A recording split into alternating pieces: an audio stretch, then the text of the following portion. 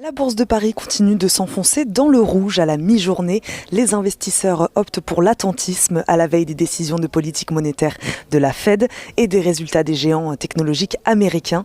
La Réserve fédérale va en effet entamer dans la journée sa réunion de 2 jours et les investisseurs suivront attentivement mercredi la conférence de presse de son président, Jérôme Powell, pour toute remarque relative aux achats d'actifs et à la montée de l'inflation.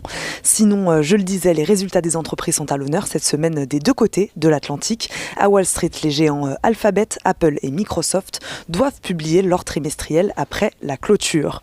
Côté indicateur, le Fonds monétaire international publiera ses dernières prévisions pour l'économie mondiale. Les investisseurs prendront également connaissance des commandes de biens durables aux États-Unis en juin et de la confiance des consommateurs américains en juillet. Retour en France, beaucoup de résultats également. Du côté des valeurs, on suit aujourd'hui LVMH. D'abord, l'envolée des ventes de Louis Vuitton et de Dior a dopé le chiffre d'affaires du géant du luxe au deuxième trimestre. Les ventes du groupe ont progressé de 56% par rapport à la même période de 2020 à 28,67 milliards d'euros. Michelin, lui, relève ses prévisions 2021 après un bon premier semestre.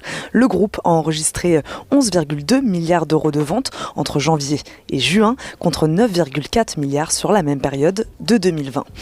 Lagardère aussi, dont le cours bondit à la mi-journée, malgré qu'il fasse état, lui, d'une perte nette de 171 millions d'euros au premier semestre et a dit s'attendre à un environnement incertain cette année en raison des nouveaux variants du Covid-19.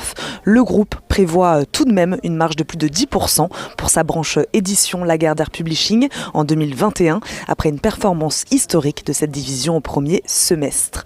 On suivra également Essilor Luxottica qui a confirmé que la préparation de l'offre sur le néerlandais Grand Vision avançait dans les délais prévus. Dassault Systèmes aussi qui monte à la mi-journée. Il a relevé mardi son objectif de croissance de chiffre d'affaires et de bénéfices nets par action pour l'exercice 2021 après la hausse de ses résultats trimestriels. Il anticipe une hausse de 23 à 25% de son BNPA cette année contre une précédente prévision de 17 à 18%. Le chiffre d'affaires est attendu en hausse de 10 à 11% contre une précédente fourchette comprise entre 9 et 10.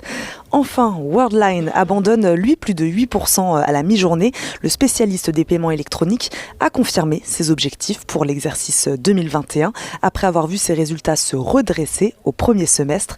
Pour 2021, le groupe confirme prévoir une croissance organique de son chiffre d'affaires d'au moins 5%, dont une croissance d'au moins 10% au second semestre.